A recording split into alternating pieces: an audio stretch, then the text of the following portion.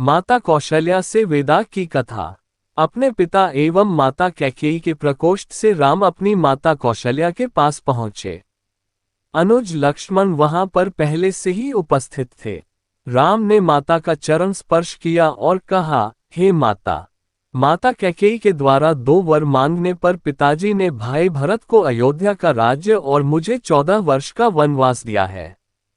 अतः मैं वन के लिए प्रस्थान कर रहा हूँ। विदा होने के पूर्व आप मुझे आशीर्वाद दीजिए। राम द्वारा कहे गए इन हृदय विदारक वचनों को सुनकर कौशल्या मूर्छित हो गईं। राम ने उनका यथोचित उपचार किया और मूर्छा भंग होने पर वे विलाप करने लगी। उनका विलाप सुनकर लक्ष्मण बोले, माता, भैया राम तो सद्गुरुजनों का सम्मान तथा उनकी आज्ञा का पालन करते हैं।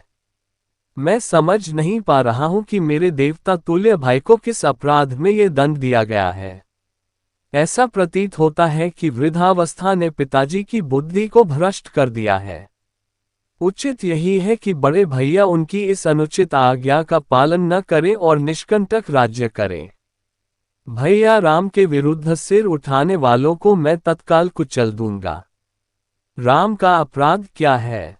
उनकी नम्रता और सहनशीलता। मैं प्रतिज्ञा करता हूं कि यदि राम के राजा बनने में भरत या उनके पक्षपाती कंटक बनेंगे तो मैं उन्हें उसी क्षण यमलोक भेज दूंगा।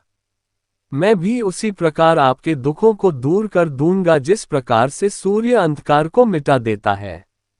लक्ष्मण के शब्दों से माता कौशल्या को ढांढस मिला और उन्होंने कहा, पुत्र राम, तुम्हारे छोटे भाई लक्ष्मण का कथन सत्य है। तुम मुझे इस प्रकार बिलखता छोड़कर वन के लिए प्रस्थान नहीं कर सकते। यदि पिता की आज्ञा का पालन करना तुम्हारा धर्म है तो माता की आज्ञा का पालन करना भी तुम्हारा धर्म ही है। मैं तुम्हें आज्ञा देती हूं कि अयोध्या में रहकर मेरी सेवा करो। इस पर माता को धैर्य बंधाते हुए राम बोले, माता, आप इतनी दुर्बल कैसे हो गईं? ये आज आप कैसे वचन कह रही हैं? आपने ही तो मुझे बचपन से पिता की आज्ञा का पालन करने की शिक्षा दी है। अब क्या मेरी सुख सुविधा के लिए अपनी ही दी हुई शिक्षा को झुठलाएंगी? एक पत्नी के नाते भी आपका कर्तव्य है कि आप अपने पति की इच्छा पूर्ति में बाधक न बने। आप तो जानती ही हैं कि चाहे सूर्य, चंद्र और पृथ्वी अपने अटल नियमों से टल जाएं, पर राम के लिए पिता की आज्ञा का उल्लंघन करना कदापि संभव नहीं है। मैं आपसे निवेदन करता हूं कि आप प्रसन्न होकर मुझे वन जाने की आज्ञा प्रदान करें ताकि मुझे ये संतोष रहे कि मैंने माता और पिता दोनों ही की आज्ञा का पालन किया है। फिर वे लक्ष्मण से संबोधित हुए और कहा, लक्ष्मण, तुम्हारे साहस, पराक्रम, शौर्य और वीरता पर मुझे गर्व है। मैं जानता हूं कि तुम मुझसे अत्यंत स्नेह करते हो, किंतु हे सौमित्र, धर्म का स्थान सबसे ऊपर है।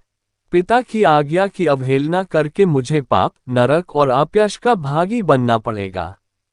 इसलिए हे भाई, तुम क्रोध और क्षोभ का परित्याग करो और मेरे वन गमन में बाधक मत बनो। राम के दृढ़ निश्चय को देखकर अपने आंसुओं को पोंछती हुई कौशल्या बोली, वत्स, यद्यपि तुम्हें वन जाने की आज्ञा देते हुए मेरा हृदय चूर चूर हो रहा है, किंतु यदि मुझे भी अपने साथ ले चलने की प्रतिज्ञा करो तो मैं तुम्हें वन जाने की आज्ञा दे सकती हूँ। राम ने संयमपूर्वक कहा, माता, पिताजी इस समय अत्यंत दुखी हैं और उन्हें आपके प्रेमपूर्ण सहारे की आवश्यकता है। ऐसे समय में यदि आप भी उन्हें छोड़कर चली जाएंगी तो उनकी मृत्यु में किसी प्रकार का संदेह नहीं रह जाएगा। मेरी आपसे प्रार्थना है कि उन्हें मृत्यु के मुख में छोड़कर आप पाप का भागी न बने। उनके जीवित रहते तक उनकी सेवा करना आपका पावन कर्तव्य है। आप मोह को त्याग दें और मुझे वन जाने की आज्ञा दें। मुझे प्रसन्नतापूर्वक विदा करें। मैं वचन देता हूं कि 14 वर्ष की अवधि बीतते ही मैं लौटकर आपके दर्शन करूंगा।